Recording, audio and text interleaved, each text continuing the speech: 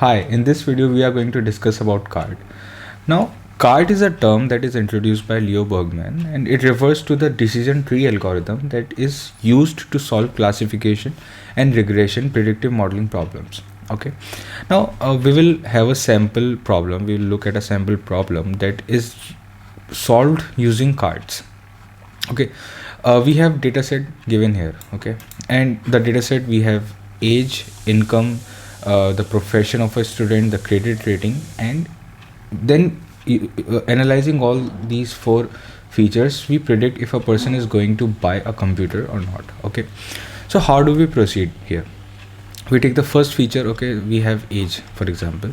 Then we check for all the three categories we have in the age: less than equal to 30, between 30 and 40, 31 and 40, and then we have greater than 40. And then we check for the further features. Okay, and this is the way we build our decision tree. Okay, now before we start building one, let's talk about some of the points about the decision trees. Okay, now the first thing is that they are constructed in a top down recursive divide and conquer manner. If you remember the basic data structure, the binary trees or the heap, so similar, they are built just like them. It's a top down recursive data structure. So for example, this is the root. Okay, and this is a subtree. Okay, now this, for this subtree, student is the root. Okay, so it is a recursive, the nature of this particular algorithm is recursive. Okay, so that is what we are implying here. Now at start, all the training samples are at the root. Obviously, all the features need to be categorical in nature. This is a very important point here. Okay, for regressions, for linear regression, we require that all the features that we have are numerical. For building classification and regression trees, we need that all the features are categorical. Okay, we don't allow what do we say, numerical values here. So for example, if a feature of ours is numerical, then we have to convert them into categorical data. So for example, age, usually the age that we have is usually numerical, right? We have 28, then we have 25, then we have 35. So we converted this numerical data into into these three categories. Okay, so that's how we proceed with cards. And then each record is partitioned recursively based on the selective attributes. Okay, all right, the way we select the attribute we are just going to discuss after discussing the stopping conditions. Okay, so we are building our tree. Okay, so we are performing a top down recursive modeling. When do we stop? Okay, so we have three conditions when we should be stopping. The first stopping condition is till all the samples of a given node belong to a same class. Okay, for a given node, if all the samples are belonging to the same class, same category, then that is where we have to stop. Other condition is there are no remaining attributes, that is there are no remaining features for further partitioning. Okay, here we had all these are features now. Here we are still we have not still considered income. Once the income is also considered, then we are not having any other feature remaining. So that is when we know that we need to stop. And the last condition is when records are finished. Okay, so if the records are finished, then what is the point of working more? Okay, continue building the model. Now the most important thing about this algorithm is how do you determine out of these four features which feature is going to be the root, which is going to come next, and which is going to come next. Okay, this is one of the most important part of applying this algorithm, and for that we use this formula. Okay, basically what we do, first I'll just go through the theory. Information gain is the criteria to select the root node and the node after that.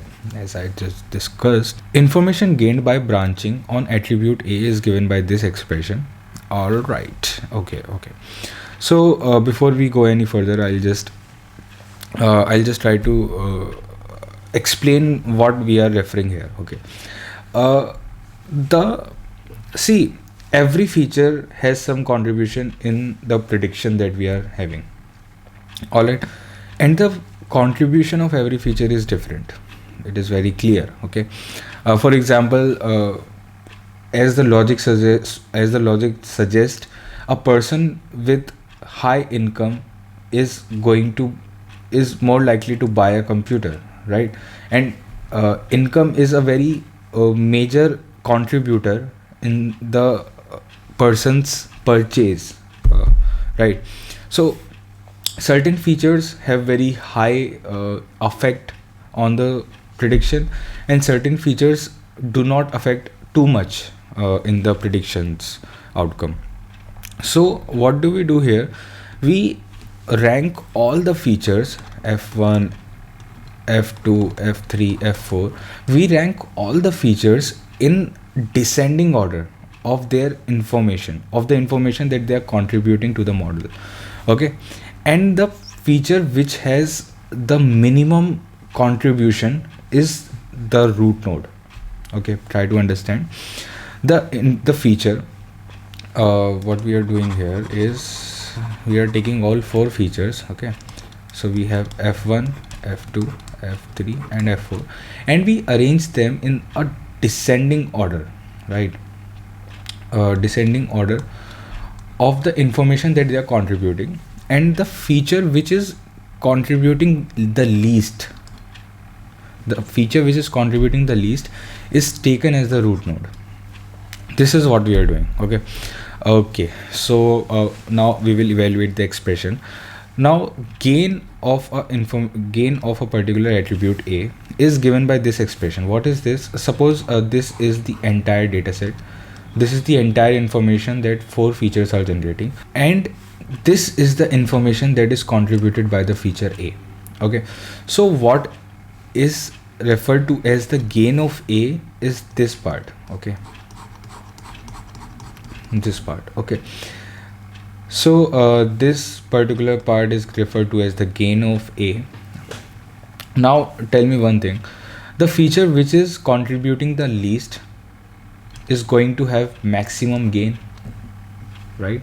For example, if a feature is contributing this much, okay, if a feature is contributing this much, B, let's say B, then its gain is going to be very less. Okay, so I can say that gain is inversely proportional to information of a particular attribute. Okay, so this is the expression that we are going to keep in mind. Now we have as I've just said, the information D is information of the complete data set, and information AD is information of A from the complete data set, and this is the gain of A. Now what we do is we there are few expressions to evaluate the information of D and information of A in D. How do we do that? Is this is the probability. Pi is the probability of all the events, all the categories, the probability of all the categories. So for example, we have this data set. The formulas are best understood by applying them into the formula. Now suppose we have this data set and we have to calculate the information of entire data set, the information of D for this particular data set. So how is this given? It is given by total number of we look for this target, then we have total number of no's as 5 and total number of yes as 9. Okay, now what we are doing here is we have Pi, what is the probability of first we will take in consideration yes. Okay, so what is the probability of yes? It's 9 by 14. Then we have log 2, 9 by 14. Then we have summation here, right?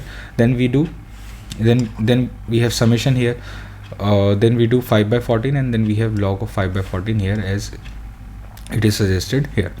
Okay, so the expression come out to be this 0.940, and applying this for particular attribute like we are doing for example this formula. So how do we do that is I'll just copy this so it's easier. All right.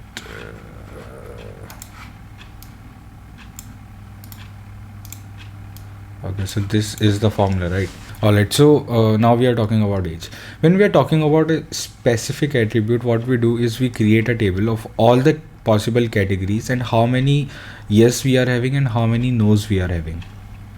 Okay, and then from that we generate dj. What is dj? Dj is total number of yes and no, basically total number of outcomes in this category, uh, out of all the categories. So basically how many outcomes we are having from this particular category out of all the categories. And then we have this information 2 3, which is the same expression.